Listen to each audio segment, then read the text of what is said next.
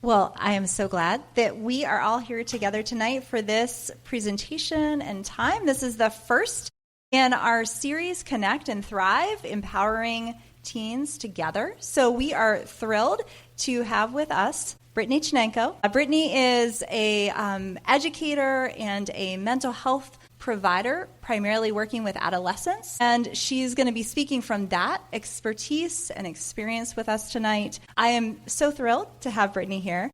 Brittany and I are actually neighbors, but we got to know each other a little bit. We live a few streets apart, but we got to know each other this year when we were serving on the Penfield Cell Phone Advisory Committee for a school district together. So that's how we really got to know each other and discovered a shared interest in this topic tonight. So Brittany, welcome. Thank you. I'm really happy to be here. Thank you for coming out. I've had a really fun time preparing this presentation because it's a topic that I speak on daily in my office, probably several times a day, honestly.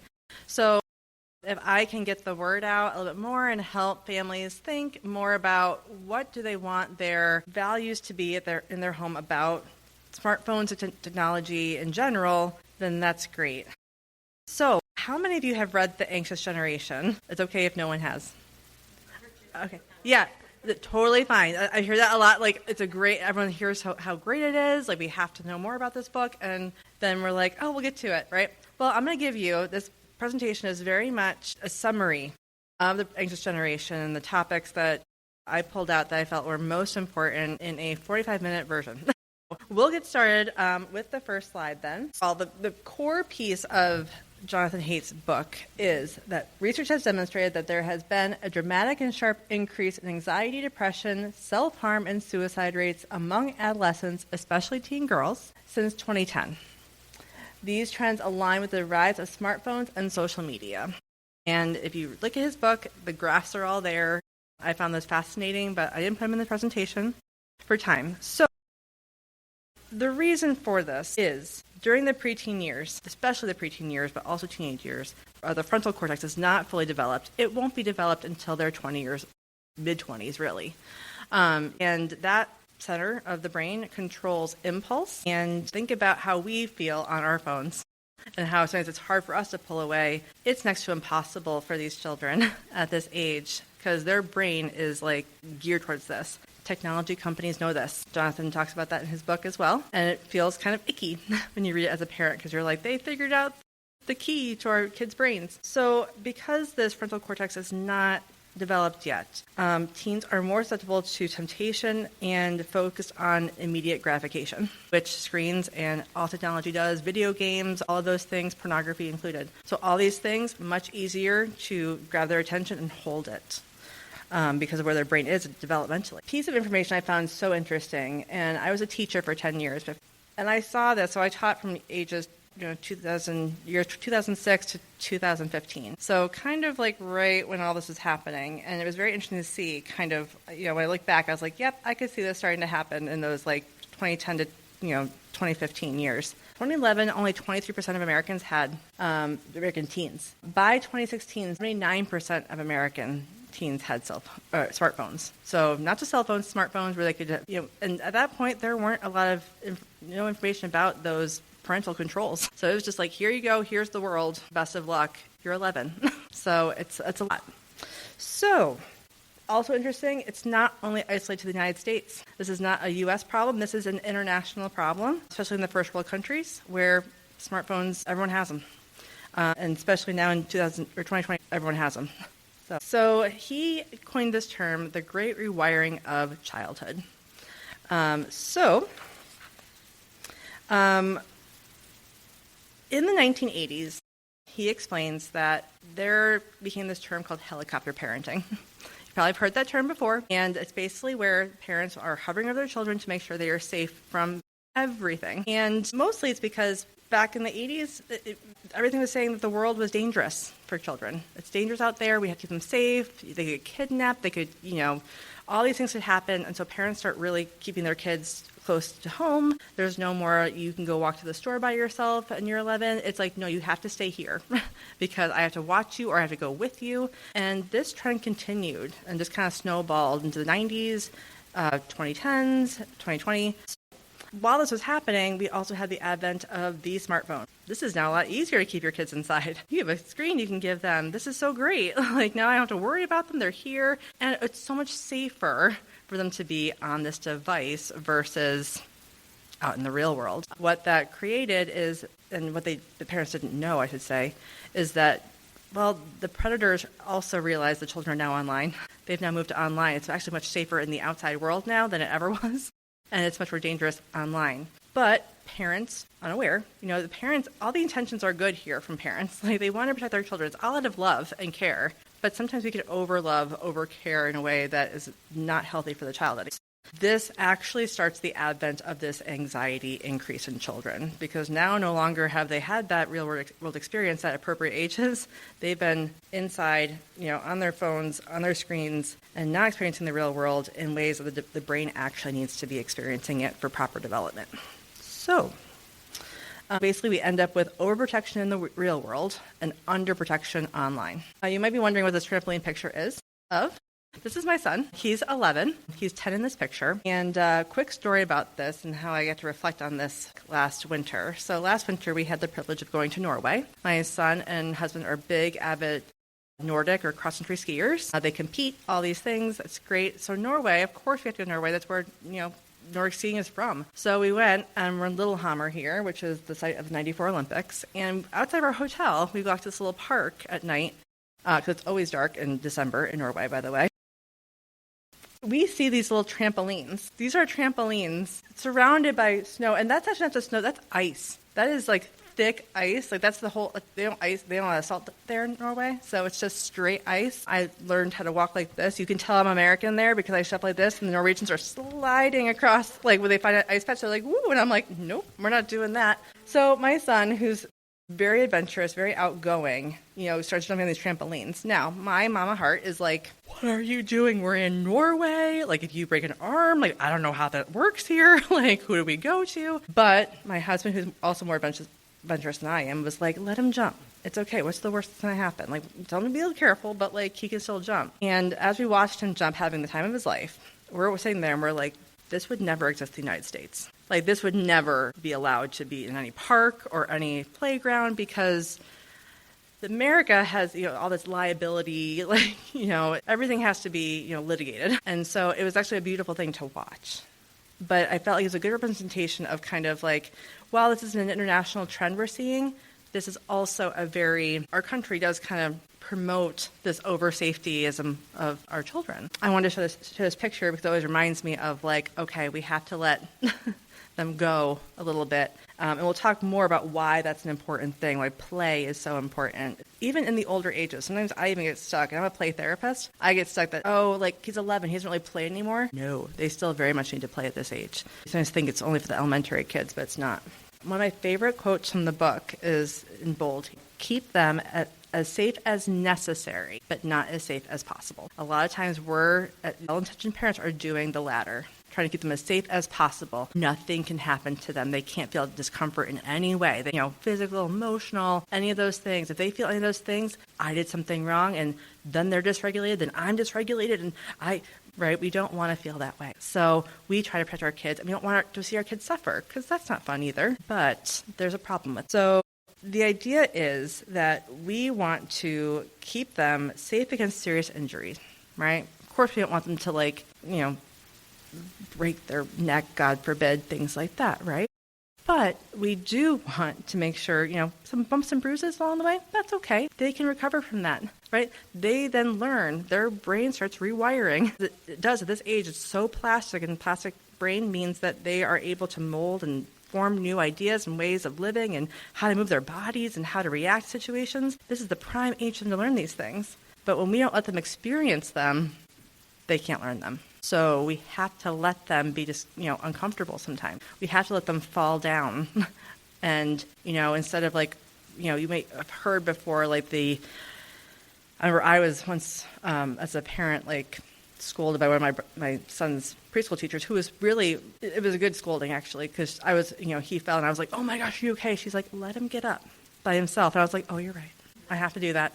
And I'm the one that's supposed to know all this stuff, and I still did it, right? It's because I'm a mom. I always say I'm a mom at home. I'm not a therapist. I have the knowledge, but I play that role at home. And that parent, it's amazing what we can do when we love our children. And sometimes all that can hurt our child. Of course, again, parents are well-intentioned. We are trying our best. We're trying to do the right thing, but sometimes we're trying too hard, and then we shield them from things that they need to learn in life. All right, this other term that he coined was called anti-fragility, which I thought was such an interesting way to put this. So basically, it's kind of what I'm talking about before in a more succinct way. So basically, what we're doing here is that, children need adversity to build strength. Without the challenges, they are going to remain fragile and susceptible to anxiety. I look at this as if we can help our kids experiencing these things, we in many ways are, I don't want to say inoculating them from anxiety issues, but we are definitely decreasing the odds that they're going to have a serious issue. And the way I always look at anxiety is that we need anxiety in life. It's an important emotion. It's when any emotion overtakes us and doesn't let us do life, that's when it becomes a problem. So whenever a child comes to my office and parents are like, we want to get rid of their anxiety, I'm like, yeah, we can't do that. We need anxiety, but we're going to do our best to make it so they don't have to, they can go back to school, or they can go to soccer practice with down. So basically how this works is adversity and challenges, they experience those and they develop problem-solving skills. If we remove the adversity and challenges, they can't develop those skills. Once they start developing those skills, they're like, oh my gosh, I did that. I overcame that. I did it. And remember, I'm sure you've heard little kids saying, I can do it, right? We start to phase that out of our kids' lives when we're like, no, no discomfort for you. They don't get that chance to say, I can do it, and I did it, right? So we want to let them develop those problem-solving skills. They build resiliency and strength. And then we have increased self-confidence, which is a huge factor in keeping some of those anxiety issues. So again, doesn't mean they might never have anxiety, have a spike where it's like, oh, this feels really bad. They learn how to deal with it in a natural way, the way the brain is supposed to learn how to deal with it. So one of my favorite examples from the book, and I did more research on this, and I'll explain what this means in a second. So Jonathan Haidt talks about this study that was done back in the 80s called the biosphere. I don't know if anyone's heard of this. I never heard of it. So I actually looked it up. But basically what the idea of this project was scientists wanted to build a self-sustaining ecosystem where it didn't need anything from the world, they could do it themselves. This failed for multiple reasons, but one of them was especially interesting is that in this contained ecosystem, there was no wind. There was no airflow. It was just kind of just enough of everything to try to keep it going, but there was no wind. So they realized that young trees actually need wind to grow properly. So I'm thinking young trees, children need adversity, wind, right? In this case, when the wind blows, it bends the young trees and it makes them have to, their wood starts to compress in certain areas and it starts to stretch in other areas. The roots grow in certain ways to try to anchor it firmer to the ground. And what they call that wood that's developed from the wind is called stress wood. And that wood's very strong, much stronger than wood that had no wind to create its strength. What stress wood does is it keeps those trees growing in the proper direction where they can reach the sunlight best, where they can. They saw that the young trees in this biosphere could grow.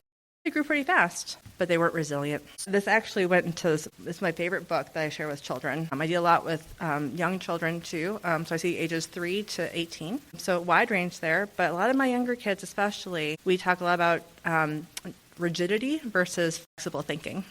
And there's a series of books for children called A Spot of, and they have lots of different emotions in there. They have a spot of calm, a spot of anger, things like that. My favorite one is the spot of flexible thinking. And there's illustration here, and I actually use this illustration in my own head many times. I'll say I can be rigid sometimes. So on a warm, sunny day, these trees are happy. We have the rigid oak tree, and then we have the flexible palm tree. Palm tree is everything's good, so is the oak tree. And then all of a sudden we have change. In this case, I'm calling change adversity. I'm calling change whatever we want it to be. Something happens where it's uncomfortable. So we have the oak tree over here, really struggling, trying to stay rigid, trying to hold it up and do only what it knows, which is not very much because it hasn't had to deal with a lot of wind, at least in this analogy. Whereas the palm tree is like, this is actually not so bad. I can do this all day, right? It looks like it's having a great time. So eventually what happens to the oak tree? A branch snaps, right? I'm calling that in my head a little meltdown or just not being able to do it, anxiety attack where you're so frozen. The palm tree is like, I did okay. I made it through the storm. So often in situations, I'm trying to myself think like a palm tree, and so I always say myself, think like a palm tree, think like a palm tree. And I encourage kids to start thinking about that and parents to start using that kids. So this kind of reminded me of the Biosphere Project where we can be very rigid and kids who don't have that adversity learn to be rigid. They learn to be comfortable in their little environment it's a bubble, but the world isn't a bubble, so we have to prepare the world. All right, so this is one of my favorite things also from Jonathan Haidt's book. Shared this project that a teacher had created where it's a homework assignment designed to reduce anxiety in children. It requires children to, with a parental consent, to come up with something to do that's new on their own. This could be walking down to the grocery store by themselves. It could be, riding their bike to a friend's house so they've never did it before. These are all within reason, things that the parent is comfortable with their child doing, but it's also a stretch for both the parent and the child. It's important that it's a stretch for both of you.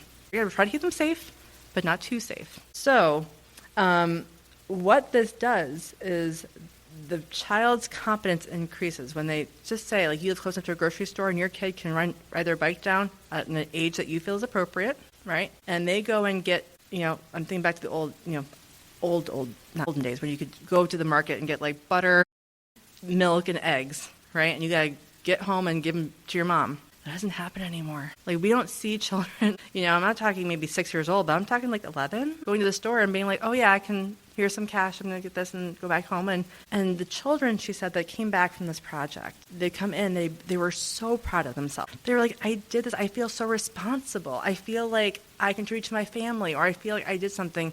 Kids don't get that opportunity very much anymore. So my son, a couple days ago, say something here for a second. When I bring up my son, he's my only child, so this is my experience in the parent world. Whenever I bring up my child, I'm sharing the stories that are successes. Please know, I am not a perfect parent. I do sometimes let my child have more screen time than he should. There's lots of things I don't do perfectly, but I'm sharing some of these nice little nuggets, so don't be fooled. I'm not perfect. But I love this story of my son a couple of weeks ago. My son, from a young age, has been helping with the lawn care of our house. We don't have a beautiful lawn. It's a shady lot. There's not, we just want to keep the grass decent. But he cuts the lawn. He has for like 4 years. He's, help us rake. We have tons of trees, so there's lots of raking to do. He helps us, do the landscaping a little bit. He helps us, and he also, he loves it every year. And so he's out there, and he'll even go out there with his little, leaf blower and blow his decorations with leaves. I find it the cutest thing ever. I hope it never stops. And he's, the other day he came in, he's like, I'm really proud of our lawn. And I was like, I'm glad, because in my head, I'm like, our grass is kind of gray right now and brown, but okay. And I'm like, that's nice to hear. Why do you say that? And he's like, well, I mow it, I rake it, I keep the driveway clear, I decorate it. It's basically my lawn. And I was like, yeah, it basically is. In many ways, it is your lawn. And I was like, but I just love that you feel that way. He's like, yeah, I really like when people walk by and say that my decorations look nice and things. I was like, but that, while it's not a let it grow moment, because I'm not letting him go out into the world and do all these things. It's a good example of when kids feel pride in themselves, that self-confidence grows. Again, helps decrease anxiety in the child because they feel they're capable of doing things. So that's just my little nugget from a couple weeks ago. With Jonathan Haidt, who is, renowned researcher in this field, shared as the 4 foundational harms of a phone-based childhood. So we'll start with social deprivation. So in the real world, non-digital world, all communication is, face-to-face or over the phone speaking, or we'll even say over the computer screen if it's a Zoom call or things like that. Those are all real world, in real time communications. We are learning from each other's facial expressions. We are seeing how they react to things. We are seeing how we feel. Adolescent brain is developing how to read subtle cues, how to do things like that. That is very important for brain development. We learn how to take turns. We learn how to be patient, things like that. In the digital world, or social media world in particular, like Facebook, Instagram, TikTok, anything like that requires commenting, Snapchat, that's all not happening in real time. There's a lot of disembodied experiences, asynchronous, which means that, text, posts, comments, all those things are happening, but at different times, you could have for all you know, you're monitoring several different ones at the same time and trying to figure out who's saying what and overthinking about what you're saying, what you're not saying. And in the real world, communities, things like that, I'm thinking of this, church right here, right? You guys have a community. You took time and invested your time and effort and energy into people here and into relationships. There's not an easy exit entry thing going on here. You've put in time, and so if you have a conflict with somebody, you are more likely to put in time to repair that conflict than in an online situation where there's a spat or something like that. People just write you off or exit you, as that's one of the terms, right? All of a sudden, they had this final word. There's no back and forth anymore. It's just over. So that is not great for the developing brain of a child. They need to be learning how to, do some of these things, such as resolve conflicts and things like that. And the amount of times I see kids in, the office, especially this happened a lot over COVID. I mean, that was a situation itself. Social anxiety level was through the roof. They didn't know how to interact in person. It's definitely gotten better since COVID restrictions are lifted, but it was just basically what if everything was digital like it was at that time? That's what we're looking at. So we are trying to pull them back a little bit. All right, so the next one is sleep deprivation. This one, most parents know about. Children need sleep, we all need sleep, but sleep is really important for brain development in children and teens and adolescents. And especially the adolescent and teens, they don't get enough of this sleep. They are getting less and less sleep as they get older because of all their commitments and school is earlier and things like that. That is a problem. So when you then have a screen thrown into the mix with that, and there are no regulations about when that screen goes away, there are kids that are up until morning talking to friends. They will have friends text them at 4 a.m. They also have their screens, and they are waiting, and they're thinking about all the things that could be happening online. They can't sleep. So that's a big piece of this, too. Attention fragmentation. So this statistic really got me from the book. So the average number of notifications from a study that was conducted on young people's phones from social apps averaged 192 notifications per day. That equals about 11 notifications per waking hour, and 1 every 5 minutes. Even if their notifications are not dinging, you open your phone and you have a whole slew of things. You're oh my gosh, I have to catch up on everything because you don't want to miss out. You're constantly, if you miss out, you miss out. And oh my gosh, especially on some of the apps, which are very, it's only up for a couple hours and then it goes away. You don't want to miss something. So, and even if they are not actively on their device, studies have shown that kids and preteens, adolescents are constantly thinking about what is happening in the digital world. They're wondering, oh my gosh, I can't see my phone right now, but what's going on online? I'm wondering if someone liked my picture. I'm wondering if someone liked this, or, if someone said anything about me, or, all those things. They're constantly, that's a whole other piece of the puzzle that's going on in their brain that previous generations did not have to worry about. That just didn't. So now that we have this whole thing, they are also acting as their own brand managers. How are they being perceived to the world? This is their world. They want to make sure they're not messing it up. And so they're constantly preoccupied with that. It's no longer just I go to school and then whatever happens to school stays there. And I go home, I get a break. It's oh, whatever happened at school now comes home. And I have to see it online.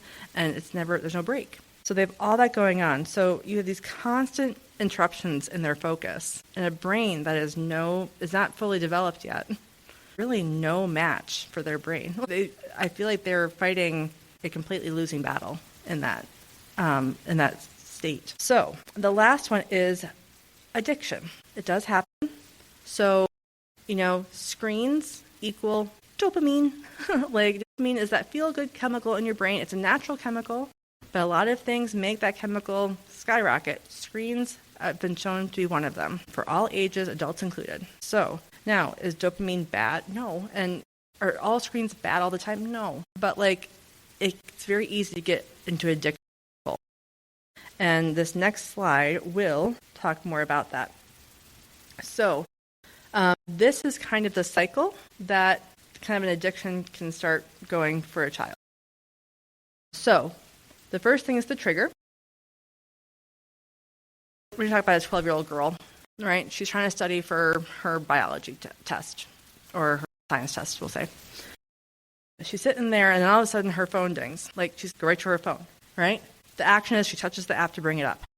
The next thing is or maybe an expression of praise or friendship. Oh my gosh, you look so cute. Or, oh my gosh. Or, for all we know also, what's wrong with your hair? Like, why do you look like that? Right?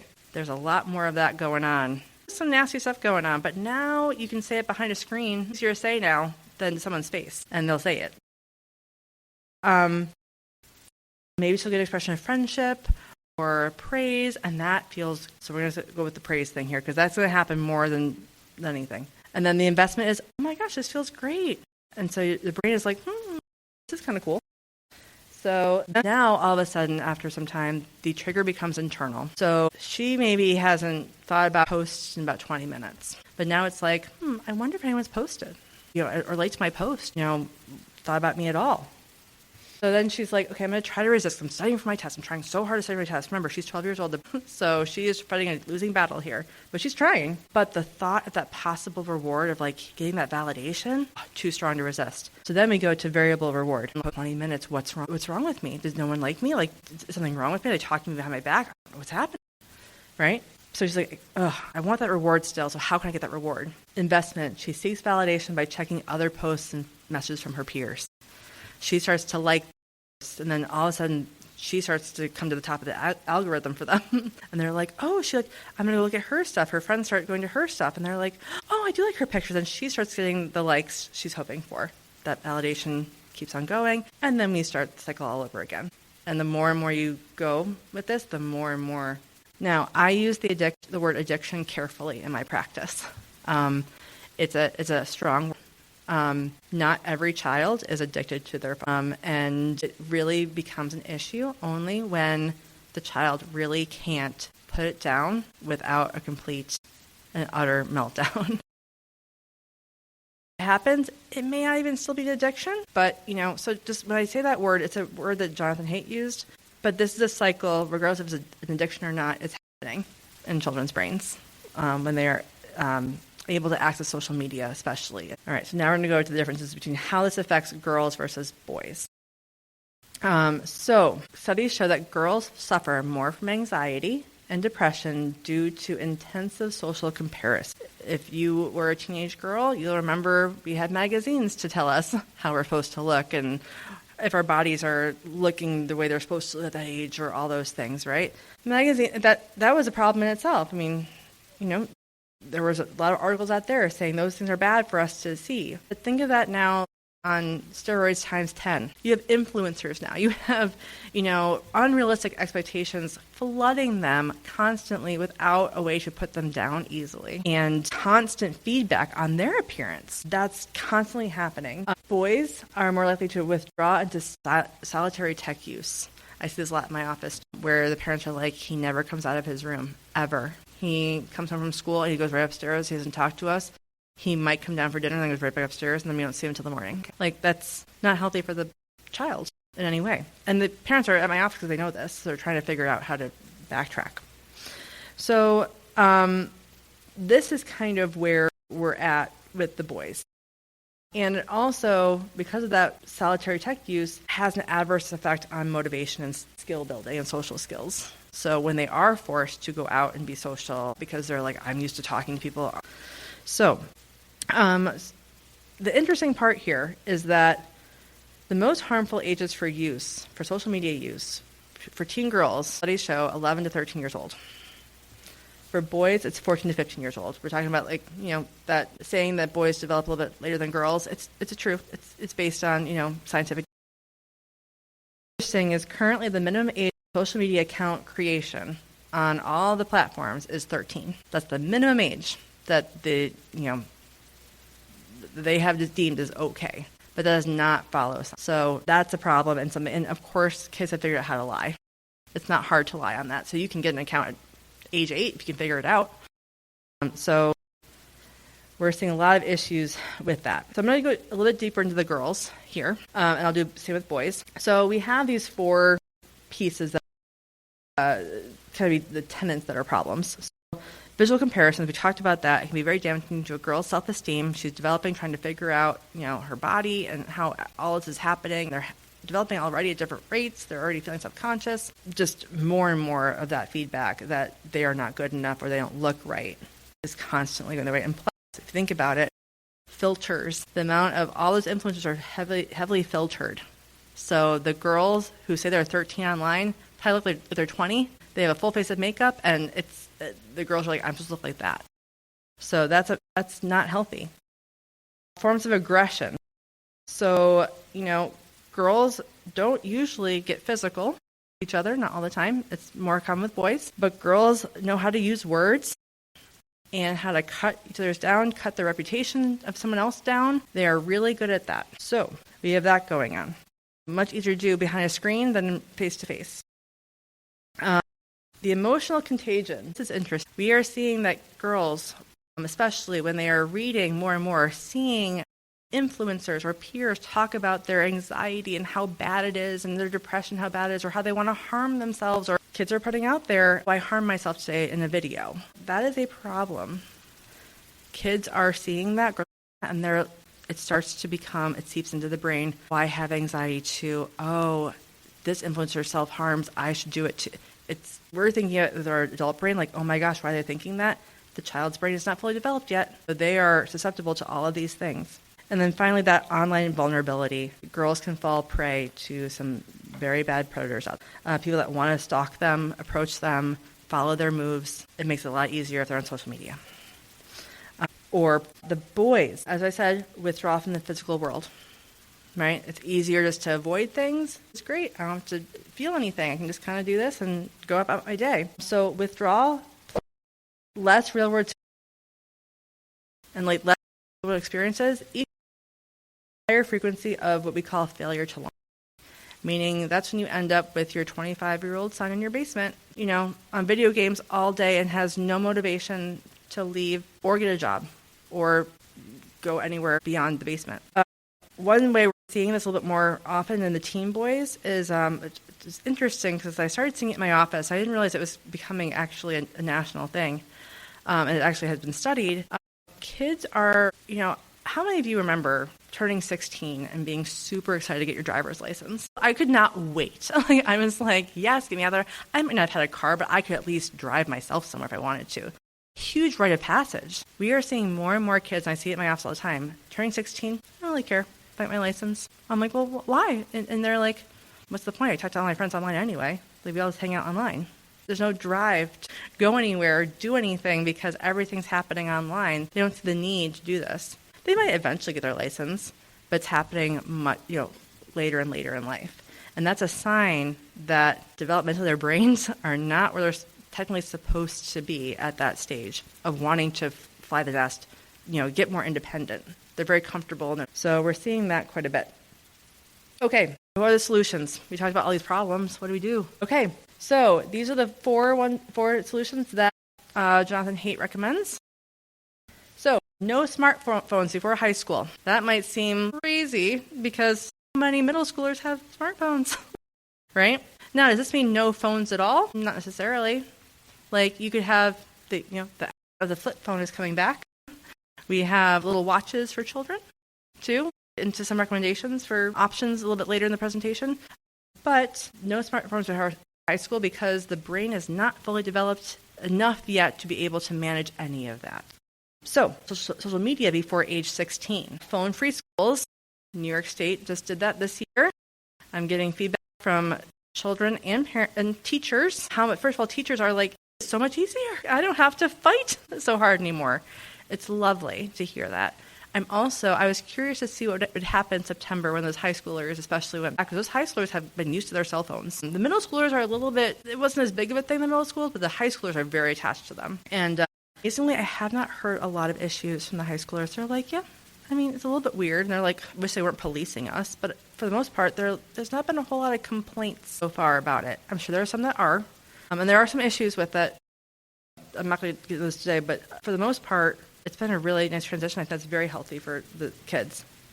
And then more unsupervised play and independence. So Those are kind of the solutions to the problem. So screen time recommendations. There's 3 slides of this, 0 to 6. 6 to 13, and then 13 to 18. So I know a lot of you here may not have this age here, but I think it's really important to start thinking at, when you have kids at this age, what do you want your values to be for your family around phones and, technology and media use? Overall, limiting screen use, for as long as possible for the most part, and, limit 2 to 5 years old, limit non-educational screen time to about 1 hour per weekday and 3 hours on the weekend days. Piece here, and I think 6 years old and older, limiting screen time by turning off all screens during family meals and outings. That's an important thing to do. 0 to 6. That's not just at 6 years old, that's like 0 to 6. If you can limit that, that'd be great. And removing all screens from bedrooms 30 to 60 minutes before bedtime is really important. That blue light is that whole thing keeping you awake, that's real. It does really mess up the melatonin production in your brain. So if you can remove that earlier, that is better. All right, ages 6 to 13. First one's been how to use parental controls and content filters. I will say, I'd like to think of myself as pretty educated. I will say I have spent hours trying to figure out parental controls sometimes and content filters. It is not, I sometimes wonder if they try to make this hard for us. Because I have spent 3 hours before just trying to figure out how to make sure it can't be hacked and all this. It's not easy. It's worth the time investment, I will tell you. So learning how to use those parental controls and content filters, really important. I have some recommendations, as I said, a few slides. Letting them out of your sight without having them have a way to reach you. Now, I will say I had a hard time with this one myself. My son was in 3rd grade. I wanted to know, he had a little GPS watch. We live in a very nice neighborhood that is very walkable, and he can ride his bike to his friend's houses very easily. It's very safe. But I wanted to know if he fell off his bike, if he needed help. So he had a little GPS watch. That's all I could really do is tell me. He called me, his dad, and I could kind of see where he was location-wise to come get him. And that was in 3rd grade. I will say he had a little device, but it's all did. So he could reach me. We actually weren't sure if we should have that because I was like, maybe he has to learn how to figure it out on his own. So maybe there's different ways to look at that. More in-person activity than total screen hours are important. This next one I love, digital citizenship. I don't know if you've heard of this term before, but digital citizenship is how do you want to be perceived online, not as your brand manager, but just, what you say out there, it never goes away. You may not be able to find it again, but it's out there in the ether somewhere. And this is a concept I used to teach to kids at one of the schools I taught at in 2011. We started talking about digital citizenship with children. How do you want to put yourself out there in the world? And, how do you want to keep yourself safe? Teaching them these skills now is going to protect them in the long run. So that's really important. Not micromanaging play dates, being a child can usually figure out how to play with their friend by themselves. They will figure it out. But if you're in there oh, do you want to do this? Do you want to do this? Do you want to do this? Let them figure it out. If they're we don't know what to do. Okay, good luck. Figure it out. Maybe nicer terms than that, but And then delay opening social media accounts until 16. And then this next stage of life, 13 to 18, is important because we might think we always want to protect our children and they should never have the screens. Well, guess what? Screens are going to be a part of their life the rest of their lives. It's not going away. And screens aren't all bad. We use them for a lot of things. But we have to start giving them some independence here. We can't have those parental controls forever because at some point they have to know how to manage them. And at this point, their brain is starting to develop more and more to be closer to an adult, and they can start to manage these things better. So screen time recommendations, their mobility, let them go further places. Maybe when they were younger, they could only go across the street to the friend's house, maybe down the road a little bit this way. When they get a little older, let them go a little farther. See what happens. Rely more on your teen at home. I'm always amazed at how many families come to me and I say, oh, do they have any chores? 15? No chores. I'm like, oh, okay. Do they make no, I clean their room for them. Do they know how to cook? No, they can't cook. The skills they're losing because they're not having chores. So giving them more responsibility, teaching them, that part can actually start a lot earlier than 13 to 18. Finding a part-time job, I will say what I've been learning as a parent of a young child, and then working with older children, I'm always thinking at 14 they're going to go out and get their first job. Well, I actually learned that a lot of places don't hire. Even though you can get your work papers at 14, it's hard to get a job because most places don't want to hire the 14-year-olds because of the work limits that they have to follow. So really a lot of kids have to wait till 16 to really get a job that works for them. But it doesn't mean at 14 they can't start like mowing people's lawns and they can't go out and babysit and things like that. There's a lot of things they can do to start feeling that independence and that pride in making their own money, finding ways to nurture and lead. And then this last part, whenever you do transition your teens from basic phones to smartphones, because we do want that to probably happen when they're at your home. Better, you don't want to send them to college for the first time with a smartphone and say good luck, or wherever they're going after they leave your home.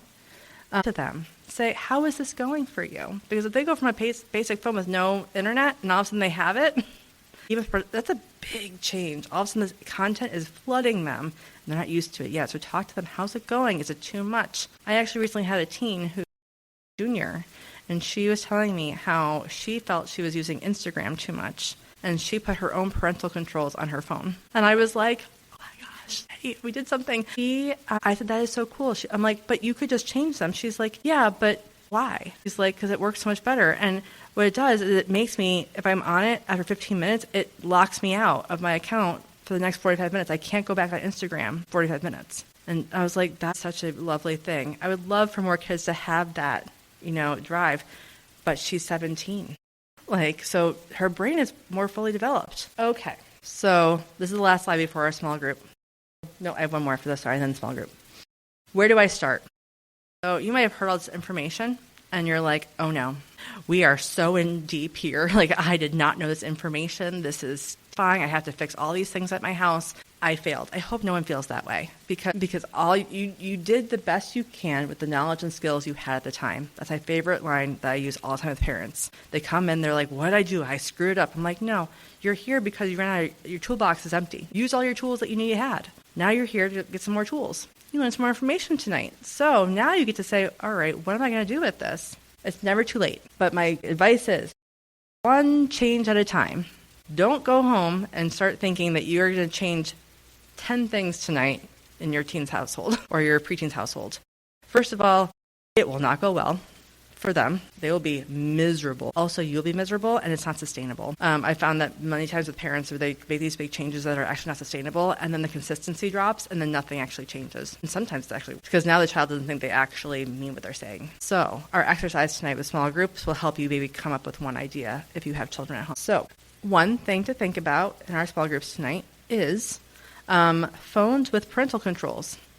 And that are teen-friendly, preteen-friendly. And this is not, I will say, an exhaustive list, nor is an endorsement of any product or service. I get no kickback here, I promise you. These companies don't know I'm saying this right now. These are the apps and the phones that I am most familiar with, that parents use or that I've used or that Laura's family has used that are very helpful. There's the Bark app, which has a phone, a watch, and an app that you can put on your child's devices that monitors the content, and you can change the filters, settings, and everything. TrueMe, I don't know that one as well, but it's another very parent-friendly and teen phone. Is it a phone and an app, Laura? You know that one better. Just a phone. So that is a phone you can buy, do the parental controls essentially many ways for you. And Pinwheel, my son actually uses the Pinwheel phone. And I love that one mostly because he has it looks like a smartphone. I can turn it into a smartphone if I want to, but I can control what apps he has on there, when he gets them, how much time he has on his phone. I have to approve all his contacts. I have to do all these things because I'm trying to let him, he just started middle school, branch out a little bit. And then there's other helpful apps such as Google Family Link. If you have Windows products, this is wonderful. It helps you put screen time limits and parental controls on there. And then Apple parental controls. I've also heard the Apple phone they have great parental controls. I've heard they're supposed to be one of the best. I'm not against Apple, but we're Windows family, so I don't know, or Android family, so I don't know that one as well, but I've heard great things. So just things to look at. Oh, and one more thing I'll say on this is it is much, much, much easier to start very minimal and then to slowly increase their privileges than to give them everything or too much and then have to take some of it back. It's possible to do the latter. It's much harder. but it is possible. If you're there, it's okay. It just means that it's going to be a little bit of a rocky road to pull it back, but amazingly, it doesn't take too long to start seeing the changes in your kids. It's like within days you start seeing a happier child. So, yeah, so far, I mean, we're about a month in at the most here. So I've heard great things from teachers and students alike that, the students are still, I'll say, getting used to it. They're like, it's kind of weird that we can't have them during study hall or during our free time in the hallway or at lunch. But what that time is allowing them to do is start talking a lot more to each other, having that face-to-face contact that they actually need for healthy brain development. So no longer is the lunchroom silent with everyone on their phones. They're now talking to each other much more like it was, So it's been great. And New York State is actually the 16th state that has done this. So we are not the first. There are 16 other states, and not one state has started this and then gone back. So that is great news because everyone's seeing the results, and that we are seeing better test scores from those states. We are seeing happier children, better mental health. This trend will start, we're only a month in. I haven't seen one state reverse this, So